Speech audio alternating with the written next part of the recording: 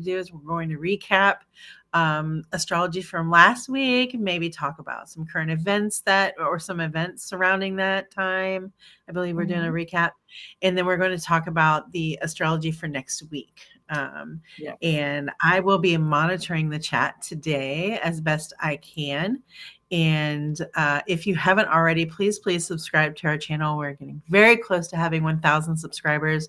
We appreciate all 820 subscribers already here learning astrology. This is how I learned astrology, you all, with Mel Rose. If you want to watch some of her earlier videos, even though they might not match the dates, she goes really in detail and shows the signs and all the symbols and everything of the planets and such. And that's how I learned. So anyway, I'm just kind of talking to see if anybody's going to join us live, but I see that everybody is sleeping after all those wonderful protests. So thank you from the disabled person who has a loud mouth and loves to protest and make signs, but I also wasn't able to walk very well this weekend. So I'm glad to say that stuff is only fleeting for me sometimes. So today I'm able to walk perfectly, but it is not always the way that I can protest any longer. So I really do appreciate you all out there doing the work in that way for those of us who can't. And really watching the protest over and over again, just the sheer numbers of people. Like, it's not about the protests. It's a little bit about the signs. It's not about the protests for me, but I really am getting emotional just to see all of us getting together, like all of the different sides now, just like coming together in peace, like in peace. And so I get tears in my eyes watching that happen. So thank you so much for expressing your voice and putting your body out there, even though, there could have been something that happened. I'm so glad that there wasn't any more than what happened yesterday. So we're living in challenging times, but I really feel like for us as Americans, we're on the upswing of some things. Like, I know that it seems like a lot of things are going in the toilet, but I feel like we're going to drain that toilet.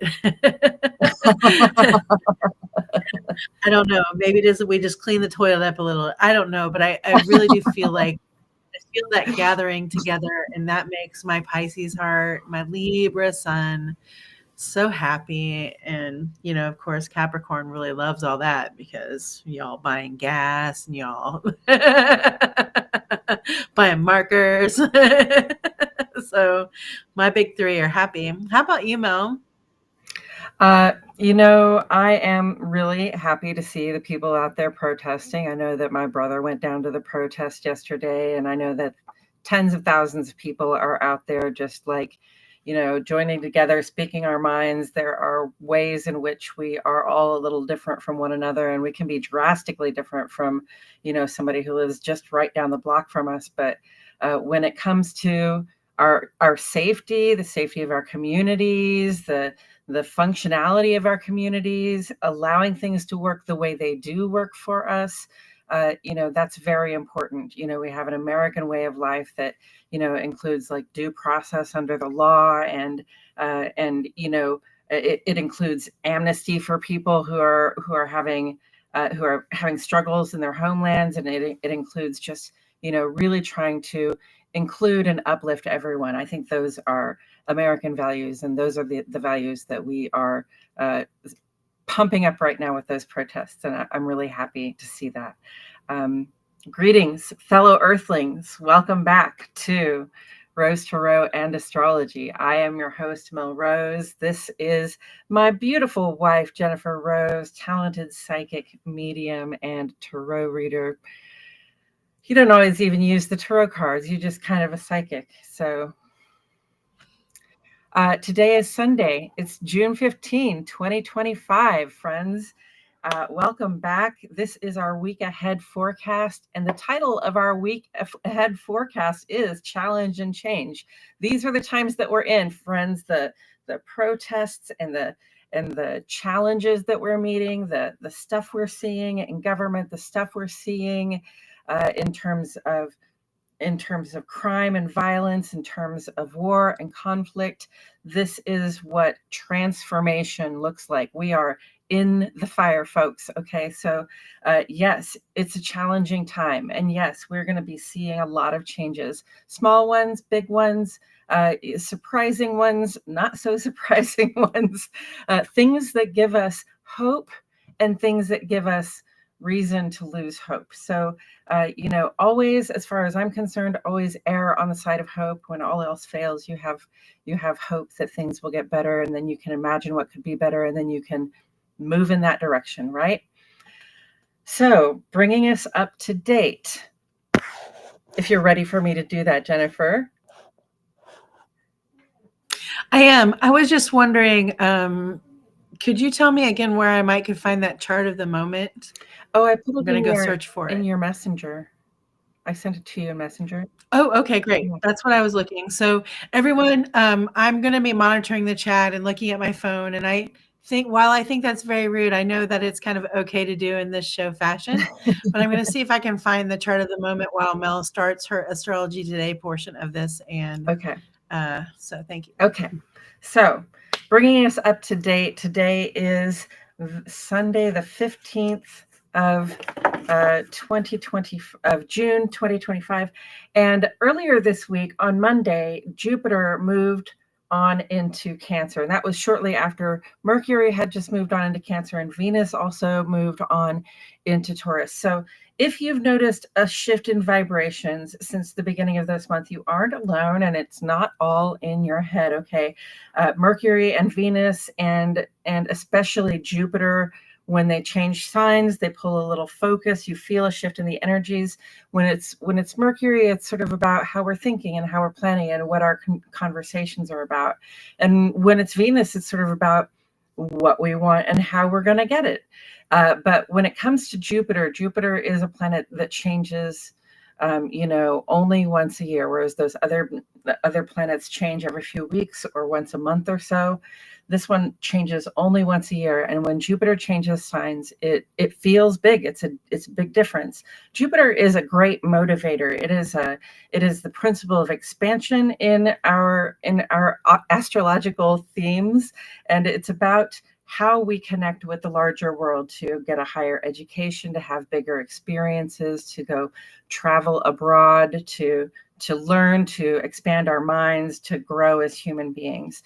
And part of growing as human beings is like being in relationship to the world at large. So when Jupiter is involved, there's always showing up for things that's involved where you want good fortune, because Jupiter can bring good fortune. It can bring blessings. It can expand the stuff you like. You have to be focused on that stuff that you like. You have to be focused on those positive goals for the bigger, better life that you imagine for yourself. Okay, so this week Jupiter moved on into Cancer, and that's a very good fortune vibe.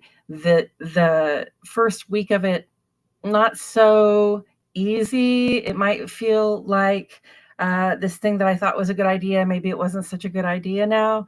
But if you've made a commitment, stick to your plan for now, because Jupiter in Cancer for the rest of the year is going to give us major blessings in terms of good fortune.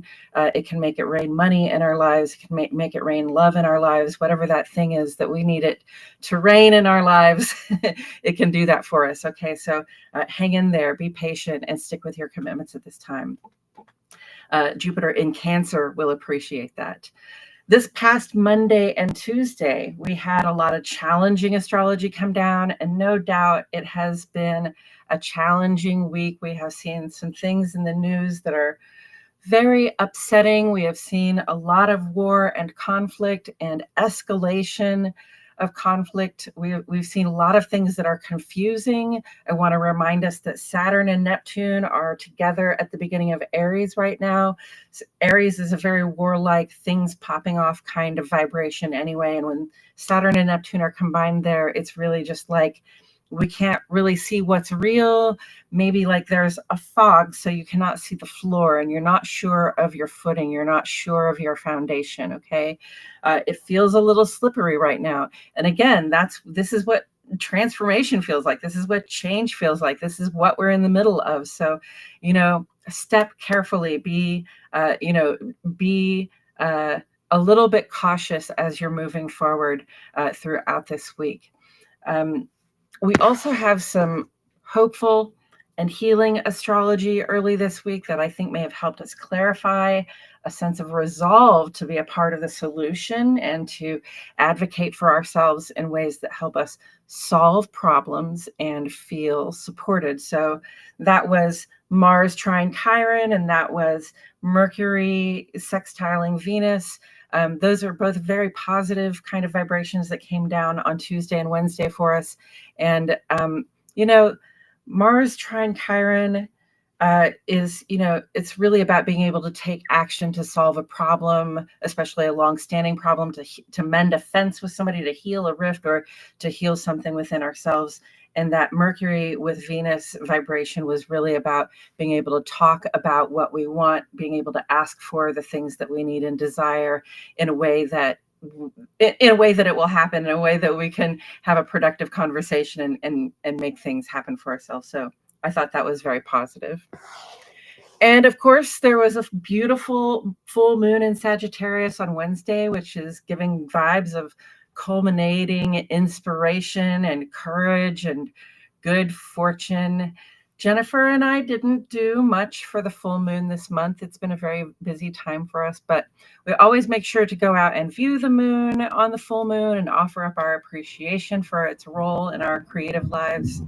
And so I want to know how it went for you guys. How did it go? Please let us know in the comments. Hey, I know we have a little bit of a delay, but I wanted to say, would you tell people though what we did experience by the light of the full moon? The street? Yes, thank you for reminding me about that, Jennifer. Okay, so Jennifer and I were outside saying our goodnight moon. Basically, we go out in the evening and we just, enjoy being out there where it's peaceful in our little suburban neighborhood after dark. And we went out to sit under the full moon. And we could hear these noises. And, we live near a lake, so there's a lot of nighttime noises. There's frogs and crickets. There's all kinds of birds. But we could hear these noises sound like a not a piercing, but a screeching whistle sort of noise. And you'd hear one, and then you'd hear one in the distance, and one closer, and another one in the distance. And we were like, definitely a call and response. Yeah, and we were like, what is that? And as we were sitting there, and we're kind of like just outside of this street lamp light. Okay, so we can see everything that the lamp light is illuminating in our yard and the neighbor's yard. And I saw this big owl. I guess we have spotted owls around here. This big owl, it flew just above the line of that light across the house next door and up into the tree. And it went into the tree and it almost just disappeared. I couldn't see it anymore. And we kept hearing that noise. And then what happened next? A little owl came and landed on top of the street sign right under the street lamp. And it was making that call. Yep. And then another one came and sat with him, and they were both singing. And Jennifer was like, yes, I'm sure there's a third one out there. I really think there's a third one out there, which I wasn't so sure. But eventually we had 3 of them. But one of them had jumped down, and what they were doing was they were practicing their sonar location. It turns out those owls can use 18 different noises. But they were practicing hunting under the street lamp with their parent up above watching them. It was amazing. Yes, it was. I think it's more like they make 30 different sounds. But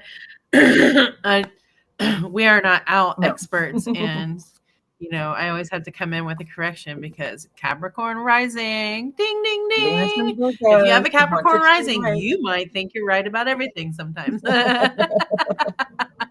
I'm just demonstrating this for you in real time so you feel, engaged. But yeah, what really got me was the mom, that shadow, the big shadow of her wings flying over them, and they were in the light.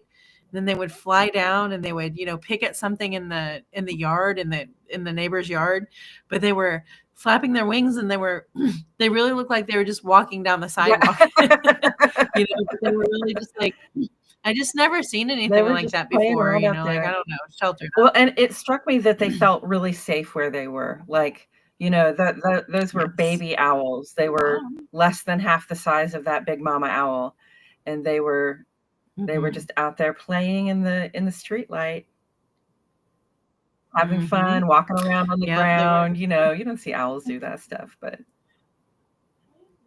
I was really surprised that it was owls that was doing that whistling. Like, I really thought for a minute, you know, I think I told Mel as soon as we went outside, I'm like, that seems really predatory. You know, like it was like a call response whistle, you know. So, Mhm.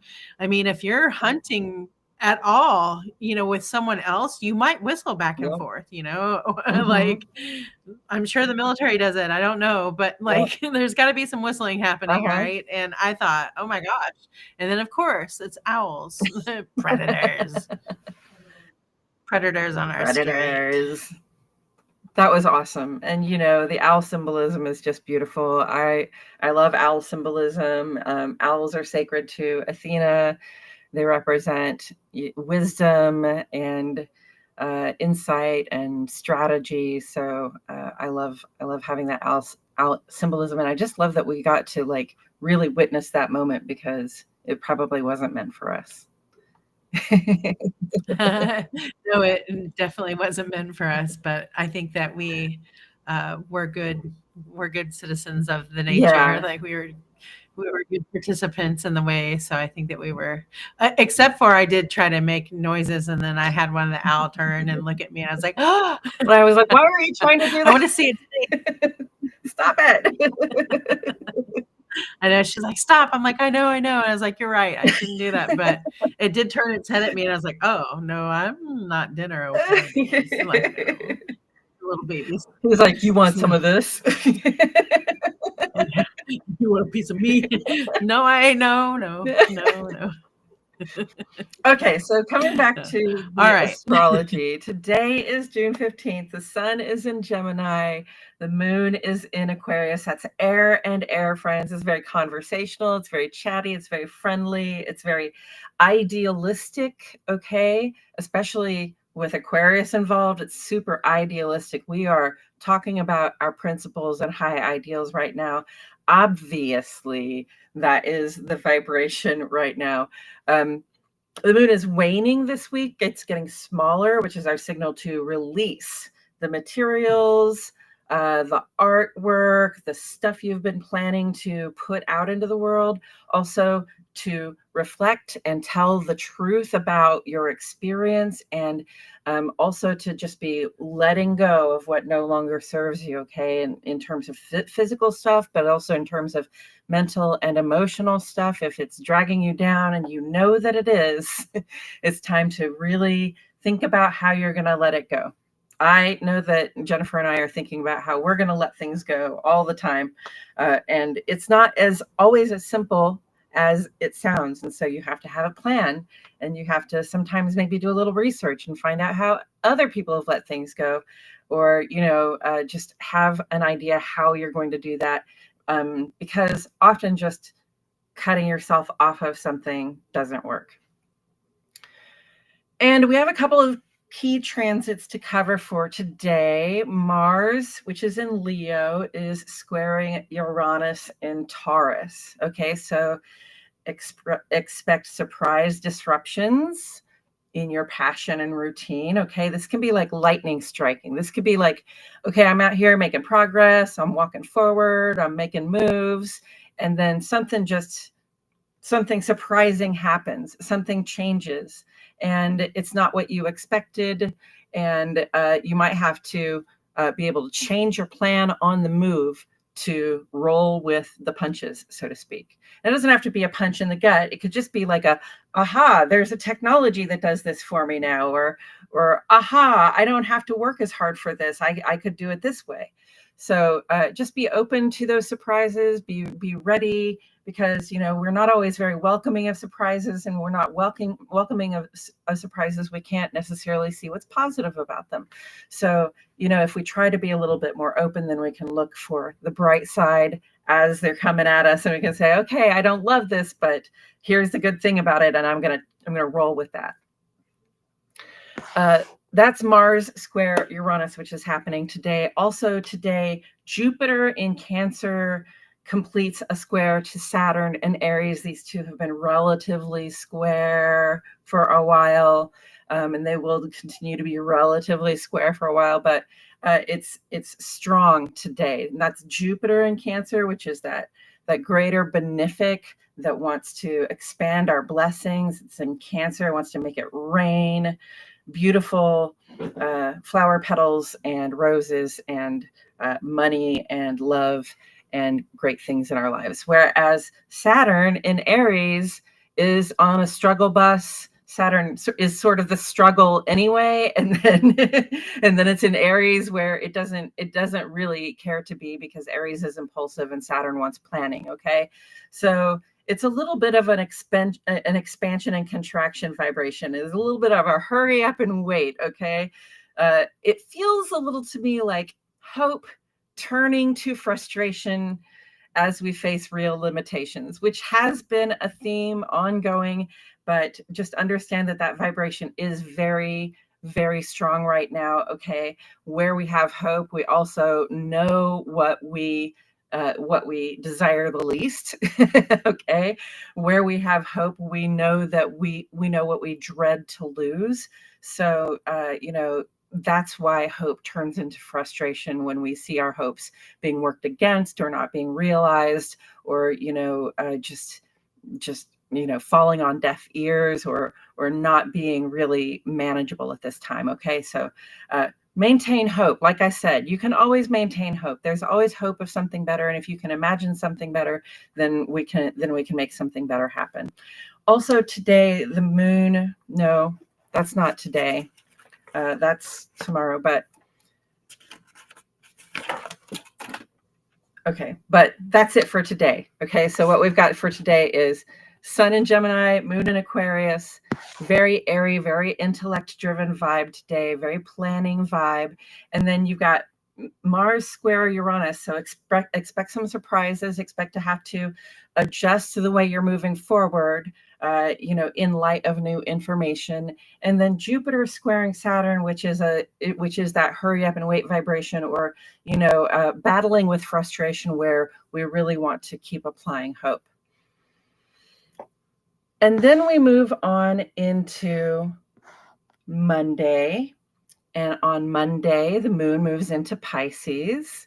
So moon out of Aquarius into Pisces, we become a little less community-minded and more just, well, they're both pretty community-minded, but more just about our connection to the all one. It's more of a spiritual vibration. It's more about feeling like everything is here together, and it's all love, my friends. It's the cup full of love. Pisces to me is the ace of hearts, the ace of cups.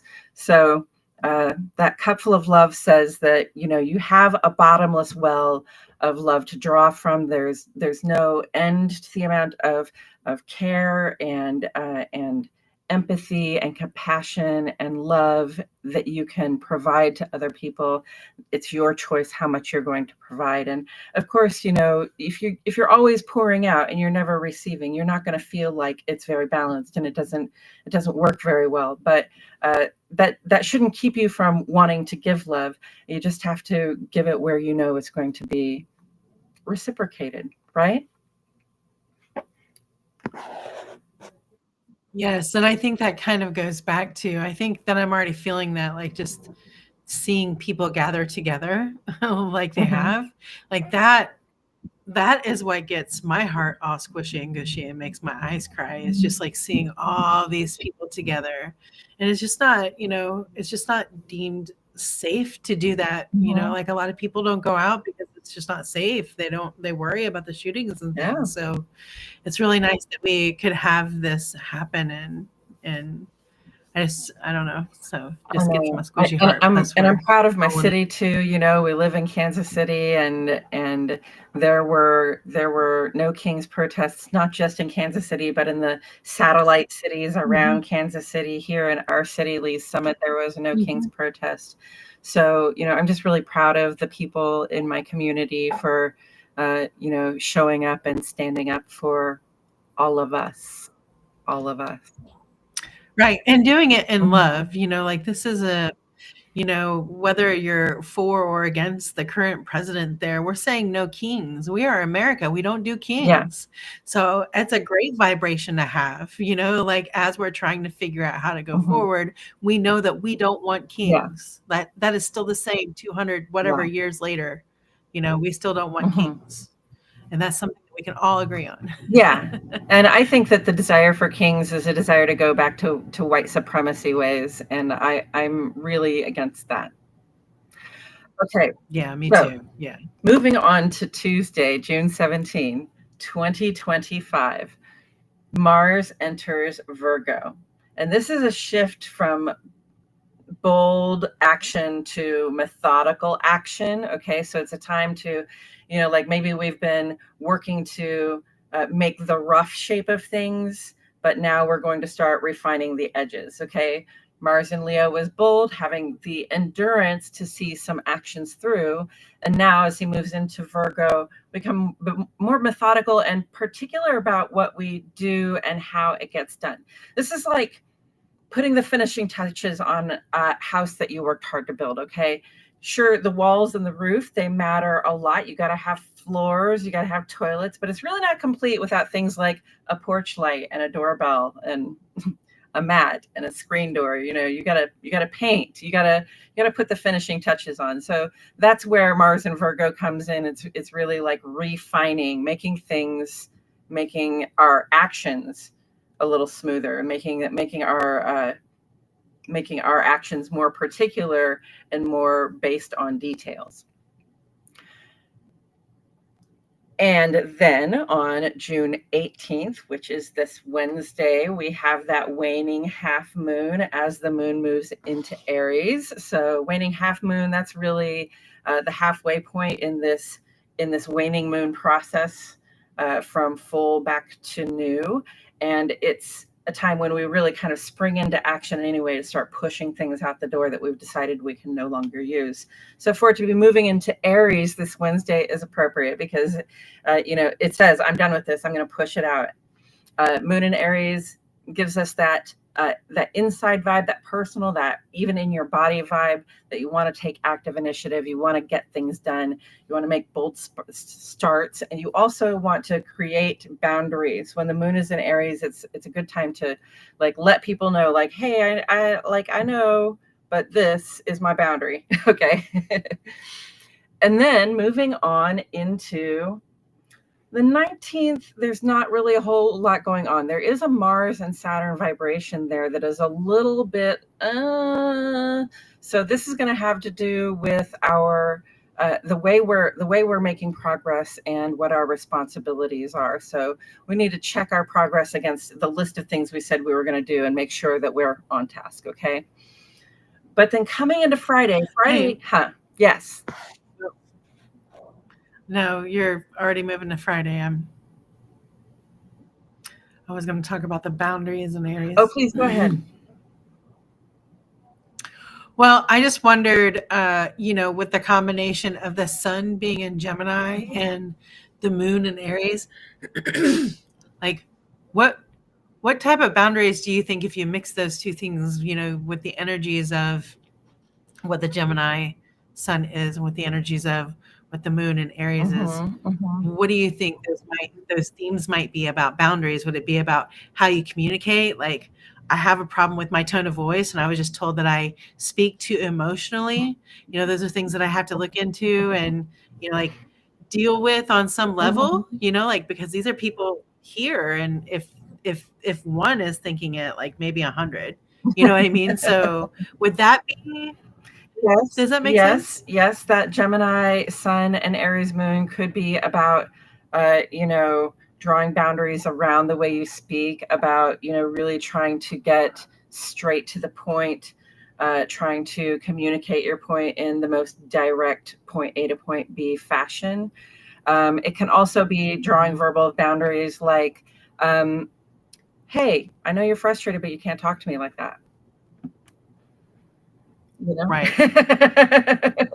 Right. And just really just like letting it be like that. I think a lot of us just think that after that, that's going to be a confrontation. But I've been shown recently just in those situations that it was really just like, oh, okay, and it was all over with. It doesn't have to be a big, huge thing. So, Yeah. Understand that okay. when And then maybe about boundaries about how people are going to treat you or how they're going to talk to you. yes. That's what you're saying. Yes. There was a time in my life when I refrained from saying anything critical of anybody that I cared about because I didn't want to hurt their feelings. I didn't want to have a fight or a conflict with them. But, what I found out is that when you tell people how you feel and they're used to you doing that, it's not a fight or a conflict most of the time. So the first couple times it might feel a little confrontational, but, you can just be like, I'm not trying to have a fight with you. I just need to say, please don't call me stupid.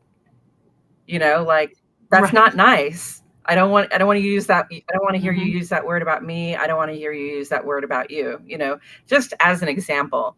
But, just don't talk about me that way. And don't talk about my friends like that. That kind of thing can definitely be the kind of boundary setting that we're doing this Wednesday. Right.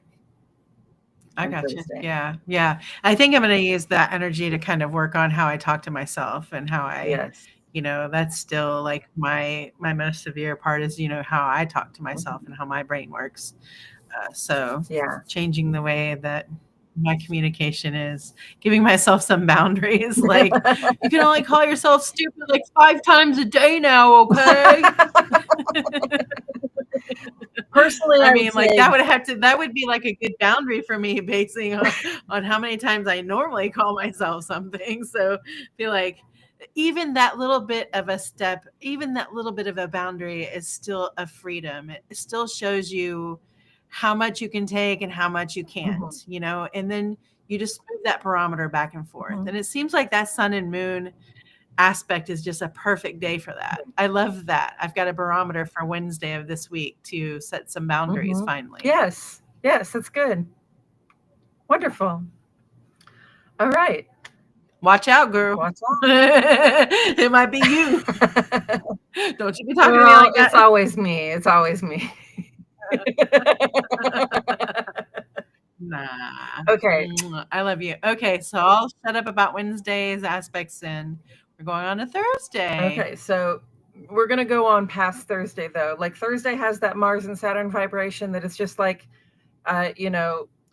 make sure that your actions are in alignment with your goals. Okay, make sure your actions are in alignment with your responsibilities. But on Friday, we have the summer solstice and the sun moves into Cancer. Okay, so that's the big moment of this week is this Friday. I'm glad it's coming up on a Friday.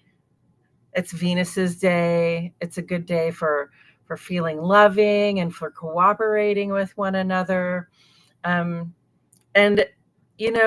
Okay, so first I want to say when the sun enters Cancer, that is the summer solstice. That is the pagan celebration of Letha, which means light.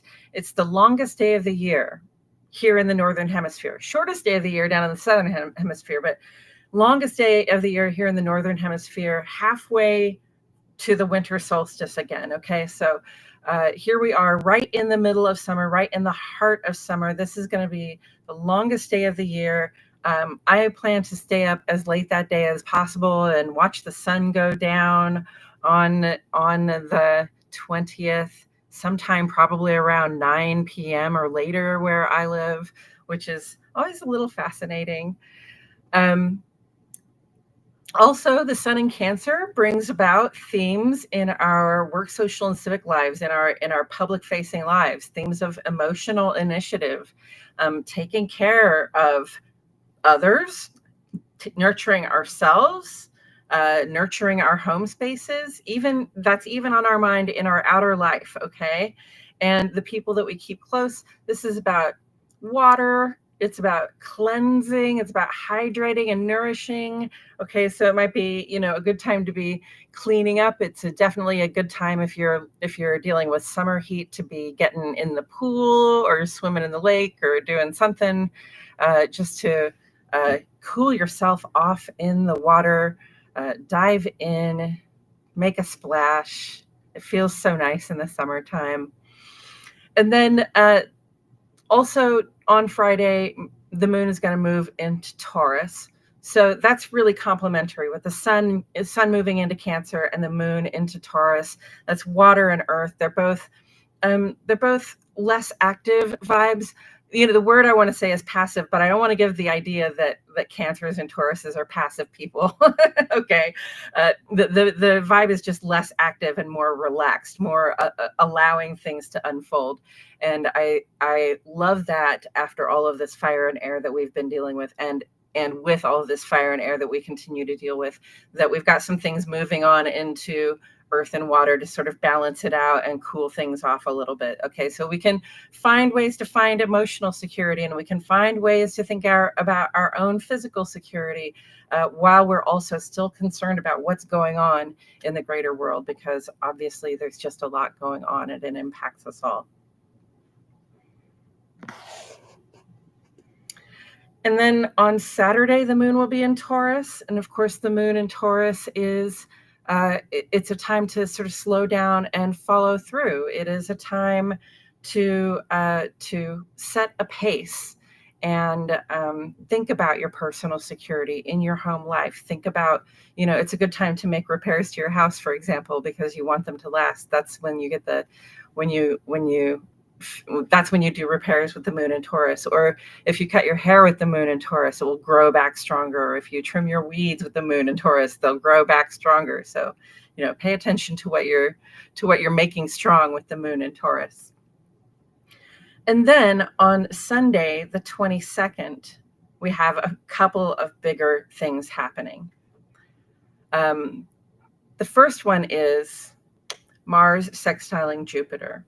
Okay, and this is going to be an opportunity for grounded confidence and productivity, despite the frustration that we may be feeling. This is like a chance, like a golden opportunity, actually, to take actions that produce positive results for the longer term, and or on a larger scale than we've seen in some time. So coming up on Sunday, that's a really positive vibe. It's a vibe that says we can make progress. We can do what we need to do. Mars and Virgo is like, yes, let's get particular. Let's refine our actions so that we can, part of that is about efficiency, strategy. Part of strategy is about efficiency. And that's what Mars in Virgo gives me, is real efficiency of movement, efficiency of action. And it's sort of like we're thinking about efficiency. And then in that sextile with Jupiter, that can help us get a lot more done, create a lot more of what it is we're trying to create. And then also on Sunday, the sun is going to square Saturn, which is conjunct within a degree or two of Neptune. So Saturn's full conjunction to Neptune is not until next year, because Saturn's creeping up on Neptune right now. They're really close, but he's going to back up before he gets to her. So I'm just saying that conjunction isn't complete until next year, but we're going to be dealing with these two being very close to each other for the next several months. So this is a moment in our work, social, and civic life where we're having a challenge. This coming Sunday, or a moment of tension. It's hard to know the truth when Saturn and Neptune are hanging out so close to one another. So my guidance for that, the guidance I received, so I'm passing it on to you, is stand by your principles, right? Pursue your goals and be as truthful as possible. And always, always use your powers for good, friends, okay? And that day, the moon also moves on into Gemini. That's the moon for thinking and dreaming and talking and sharing, planning, creating, expressing ourselves, especially among friends, free form. Just allow the energy and the expression and the art to flow out of you. So that is our coming week. I do want to say that the week after this one, June 23 through the 29th, that next week, okay, that is the launching pad. We're going to have a full moon in Cancer, conjuncting Jupiter in Cancer. Is that a full moon in Cancer for real? What is it? Show it to me. It's that full moon in Capricorn. I knew it was not Cancer. The sun is in Cancer. So not this week, but the next week, that's the full moon in Capricorn. It's going to be conjuncting Jupiter in Cancer. This is good fortune. It's a powerful time to start something. It's going to be a full speed ahead kind of moment. Okay. So this week feels challenging. It feels slippery. We're a little bit back and forth. We've got some good stuff. We've got some bad stuff, and that's going to continue to happen. Okay. The bad stuff continues to happen to remind us of how we could do better. But next week is a great time to really launch something, to get started on something that you want to see grow in the coming years. Right. So, this is giving me hella like New Year's Eve resolution vibes. Like this, Yes. like maybe it is that we're kind of, I'm just talking about my personal life. Like I've been working on a daily routine forever, and I have commitment issues with the daily routine. And I don't know why, because I value structure and the routine. When I'm in a routine, like I am really good with it, but I also get a little obsessed with my routine and I get really rigid. So I'm really trying to approach this from a different direction than I've ever approached it before, and really unwinding some of the traumas and reasons why I do the things that I do, that I need to change, that I need to transform, that I need to, turn into something much more positive and, or just, get rid of or whatever. So it feels like I'm, doing that. And as we have other people surrounding us that are also, having the same, epiphanies. And I'll say a struggle, but I mean, it is a little bit of a struggle, like we're seeing something that's just kind of out of reach. And it is that it's just kind of out of reach because maybe it is that you took the step next to the step that you're supposed to take, and then it's like, damn, so U-turn. It just doesn't mean that it's not going to happen or that it's not going to be something positive. It just is. We really have to be so open to let the universe guide us, to let the energy guide us, to let the, our community guide us in the proper direction, so we can make these choices, better choices than we've made before. Yeah. Like really long lasting choices than we made before. Like this is the time and the place. It sounds so, if I were to hear this when I was 30 years old, I would laugh at me and be like, whatever, what we need is more love and compassion, but it's really true, and it really is true that you have to love yourself first. And unfortunately, it's taken me a very long time to figure that out because it sounded so cheesy and hokey. And I'm like, of course I love myself. What the hell? I'm here, right? Like I'm participating in life, but that's not exactly what we're talking about, So I feel like a lot of us are here in this Chiron and Aries kind of moment too, just kind of pushing forward into this new air and fire. And I know that Gen X, we have a lot to say. And if we would just stop shutting up and start speaking out in a very frank way, in a Uranus kind of way, I think that we would really begin to transform some things. So yeah, I agree. And I want to say, coming back to the self-love thing, about the self-care thing, it sounds trite and it sounds like an ism to say that self-love is an inside job, but it really is. I know people who have struggled all their lives and continue to struggle with a lack of self-esteem, a lack of really liking themselves or understanding why they are likable or lovable. And there's nobody else that can do that for you. If you have to look in the mirror every day and tell yourself that you love yourself, I mean, whatever you have to do to really build that esteem for yourself, build that liking for yourself, think about the things about you that you do like. There's a song that I'm being reminded of right now, and I want to ask you all to go give it a listen. It's called "I Like That." It's by Janelle Monáe, and she's just like,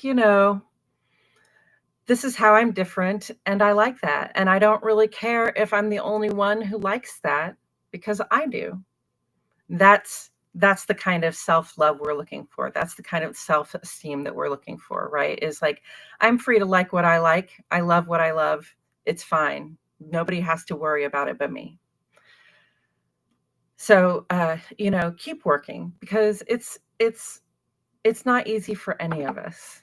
I think everybody struggles a little bit with self-esteem from time to time, and then some people a little bit more than others, or some people more often. But it's worth the work. It's worth the effort to just try to learn to like yourself. Right. And this week's astrology supports, the soft landing of some boundaries. Like once we put that boundary out there, we can adjust that fence. We can move that wall back and forth as we see fit. But really, it's just doing it. It is the hardest part of anything. But really, with boundaries too, it's like, okay, I did that. And then every single time that I think I'm going to get a response that has kept me from doing it, I don't. It never happens. Never ever happens the way I envision it or anything. So I just have to keep remembering that, because I still have a problem jumping off. But really setting a boundary, Yeah, that is a marker of, that is a way of loving yourself too, is like not allowing somebody else to treat you a certain way, or just not allowing intrusions or interruptions when you don't want them, or making it clear that, hey, I'm entitled to my opinion. I'm entitled to my perspective. I'm entitled to like the things that I like.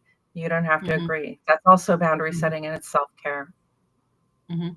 Yeah, I have a friend that does boundaries. I see them using boundaries, and what they'll do is, and they're actually like using boundaries for me, like to protect me as opposed to protecting themselves. But I think it works both ways, which is great.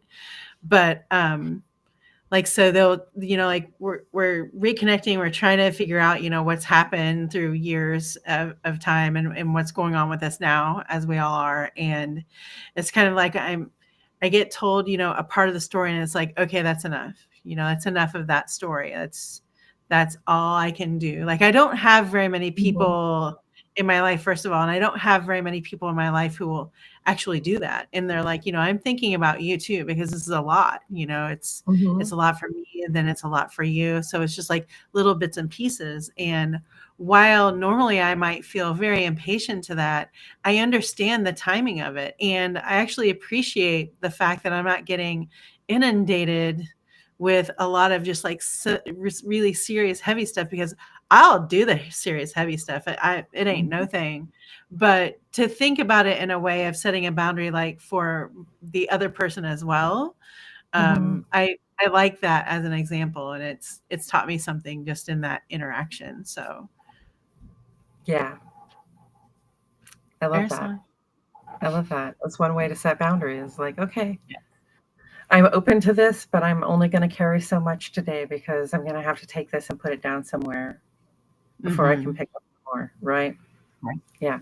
And then I'll come and get some more, because I care. I want to know. I want to know. Yes. Right. Right. Yeah. That's beautiful.